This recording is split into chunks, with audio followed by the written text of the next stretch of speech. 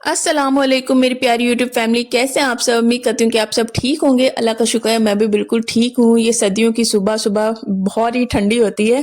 यहाँ पे मैं फ्रेश हो गई थी और आई थी किचन में नाश्ता बनाने के लिए। नॉर्मली तो ये छुट्टी का दिन है, तो छुट्टी के दिन में क्या होता है कि सुबह उठने की एक तो जल्दी नहीं होती।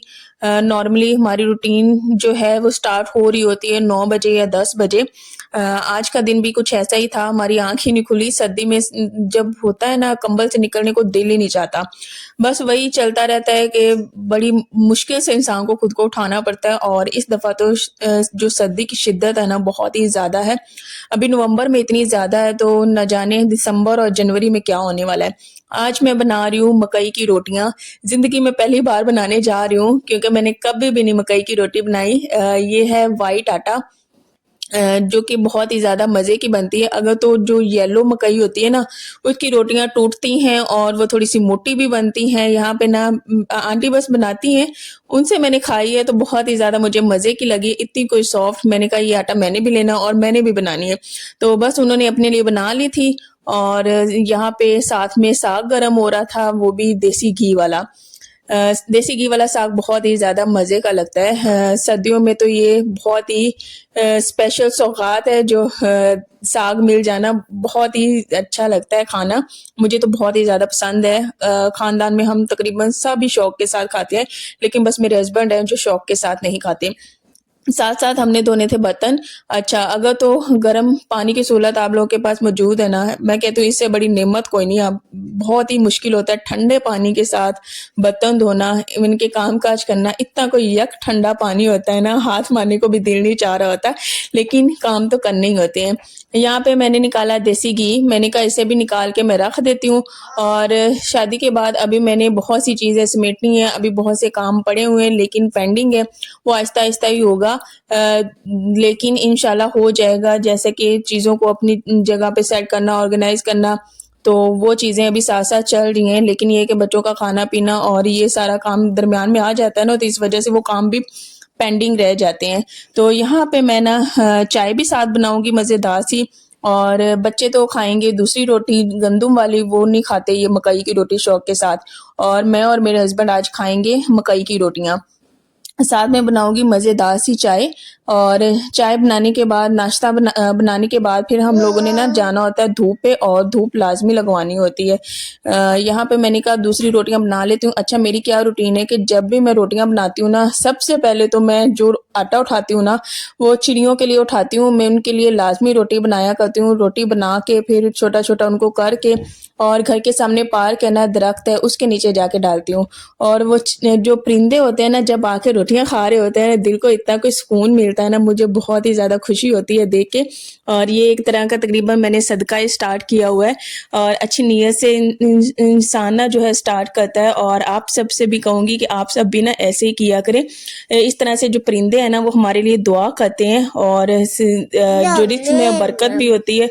और उसके अलावा हर तरह की मुसीबत बीमारियां उससे निजात मिलती है। यहाँ पे जो बच्चे हैं साथ-साथ खेल रहे थे, और जब सुबह वो उठते हैं, एक तो उनको मैंने सॉक्स पहनानी होती है सबसे पहले, उसके अलावा फिर मैंने उन्हें हुडीज़ पहनानी होती हैं। यहाँ पे एक शिफ्ट लगा रही है नूर, यहाँ पे बैठ के वो शक्कर, अच्छा उसे शक्कर नज़र आ जाए ना, तो यहाँ पे बैठ के वो आंटी के साथ बस खाने लग जाती है शक्कर। रोटी पे उसका फ़ोकस नहीं होता है, एक चाय पे होता है और उसके अलावा शक्कर पे होता है। इतनी कोई अच्छी रोटी खाती थी ना, मुझे कहना ही नहीं पड़ता था, बड़े शौक के साथ खाती है। बच्चे भी खैर एक ही चीज़ से तंग पड़ जाते हैं, इसने ना अब रोटी खाना छोड़ा हुआ है। जब ये नहीं खाती ना, मुझे बहुत ही ज़्यादा दुःख होता है। मैंने कहा चलो एक तो थी ना जो शौक के साथ रोटी खाती थी, लेकिन अब ये भी नहीं शौक के साथ खाती।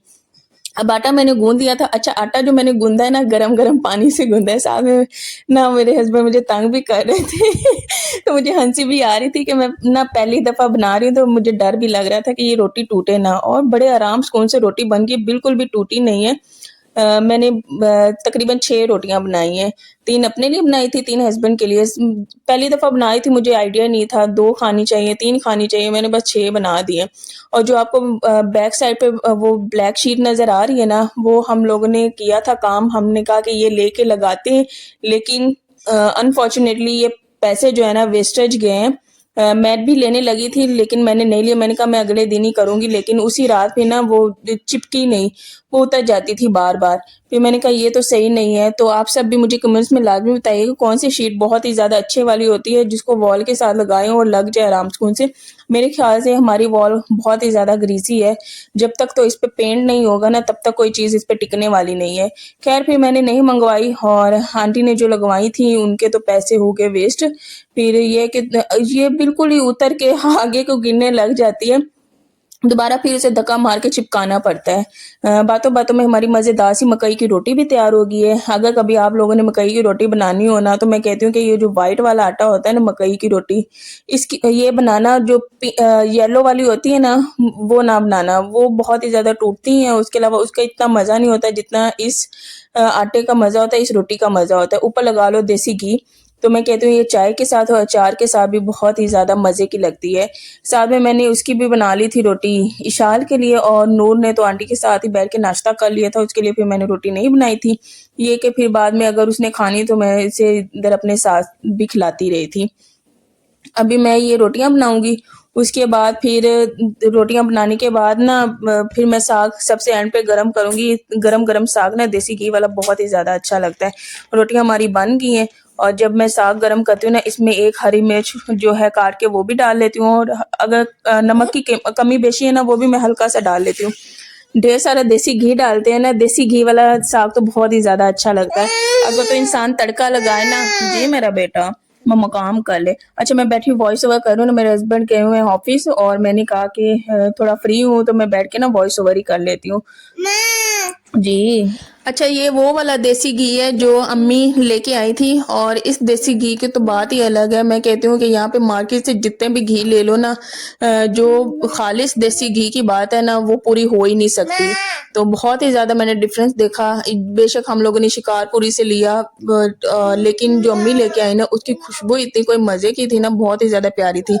मैं जो शिकारपुरी वाला अपनी रोटी पे लगाती ही नहीं थी, मुझे वो वाला सही नहीं लगता था। इवन कि वो बहुत ही ज़्यादा मुझे उसका जो भारीपन नहीं होता वो फ़ील होता था, उसका हमक जो हो गया वो फ़ील होता था। लेकिन ये इतना कोई लाइट और मज़े का देसी घी है ना, बहुत ही ज़्यादा अच्छा है।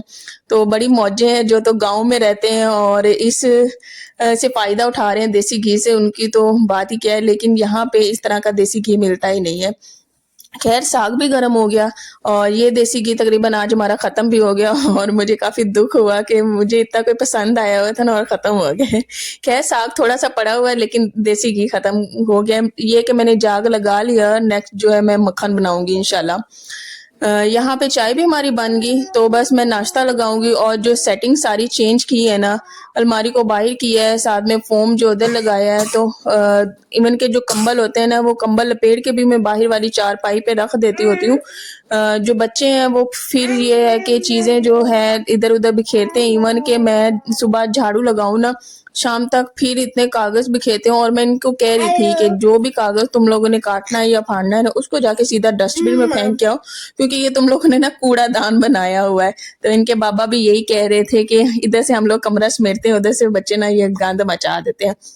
खैर यहाँ पे बैठ के हम लोग ना नाश्ता एंजॉय करेंगे।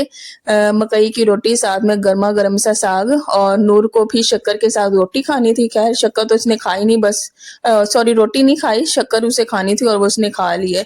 ये कि बच्चों को सुबह के टाइम ना मैं थोड़ी-थोड़ी सी चाय भी देती हूँ दिन में सिर्फ एक ही दफ़ा। ज़्यादा चाय जो है बच्चों के लिए बिल्कुल भी अच्छी नहीं होती, क्योंकि ये ना आयरन को ना अब्ज़ॉर्ब नहीं होने देती और खून को बनने नहीं देती। डॉक्टर भी यही कहते हैं कि जो कैफ़ीन है ना वो बच्चों को कम से कम दिया करें।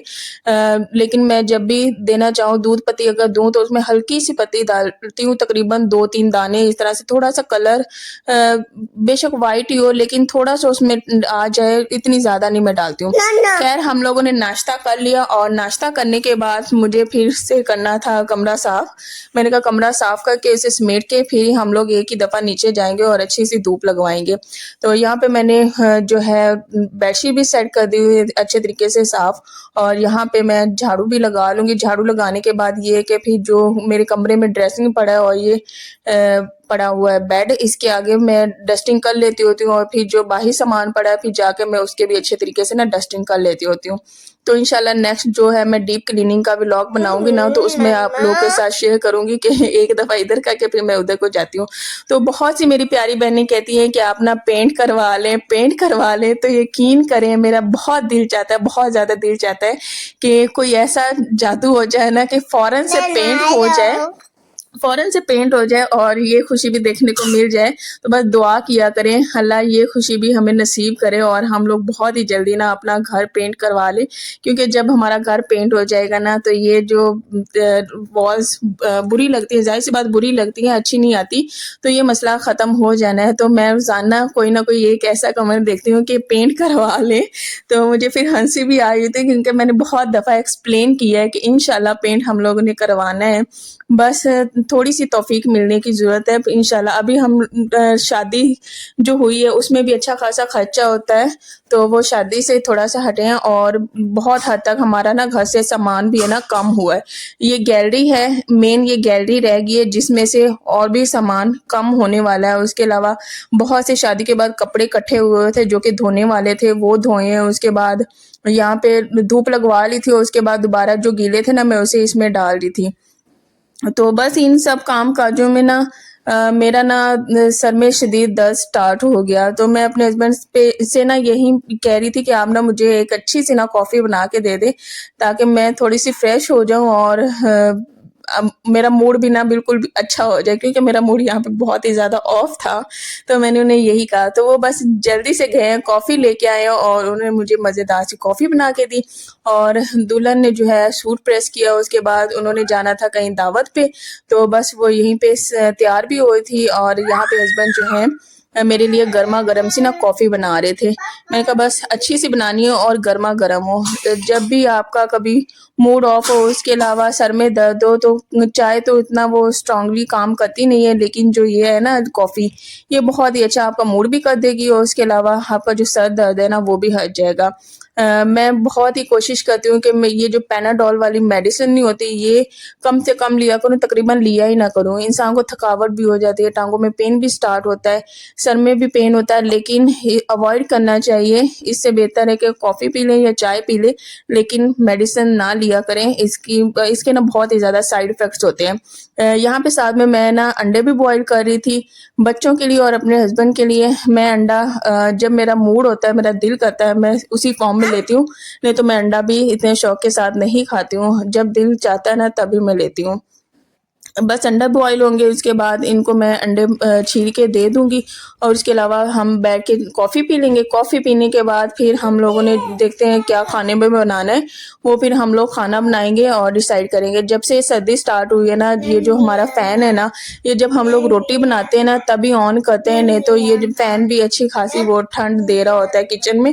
हमारी ये खिड़कियाँ भी खुली हैं ना, इसकी वजह से हमारे रूम में डायरेक्ट सीधे ही ना बहुत ज़्यादा ठंड आती है। तो ये है कि हम जब रात को सोते हैं ना, ये किचन वाला दरवाज़ा बंद करके फिर सारी सर्दी ना हमारे दोनों ये जो दरवाजे होते हैं तकरीबन बंद ही होते हैं, बेशक दिन हो बेशक शाम हो। हाँ, कभी कभार दिल बहुत ही ज़्यादा तंग पड़ जाए ना, तो फिर उस सूरत में हम लोग ना ये दरवाज़ा खोल लेते होते हैं। नहीं तो तकरीबन बच्चे छोटे हैं ना, तो बहुत ही ज़्यादा ये घर गैलरी है, इवन के धूप लगती नहीं है, बहुत ही ज़्यादा छाँव है, तो उस वजह से ना घर बहुत ही ज़्यादा ठंडा है। इवन के बाहर इतनी ज़्यादा ठंड नहीं होती, लेकिन हमारे घर में शदीद ठंड होती है और इसी वजह से बस बहुत ही ज़्यादा मुश्किल होती है। इवन के हमारा गीज़र भी ख़राब है, वो भी नहीं ठीक हुआ, तो बस पानी गर्म करो, उसी सूरत में हम लोगों ने गर्म पानी यूज़ करना होता है।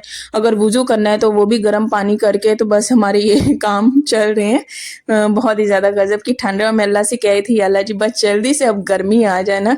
तो बस यहाँ पे बैठ के हम लोग कॉफ़ी इंजॉय कर रहे थे और उतनी देर में हो गए थे अंडे भी बॉयल। यहाँ पे अंडे मैं छीलूँगी और बच्चों को अंडे खिला कर ना सबसे पहले तो मैं आधे घंटे का जो है कंबल में घुस के रेस्ट करूँगी, उसके बाद ही उठूँगी।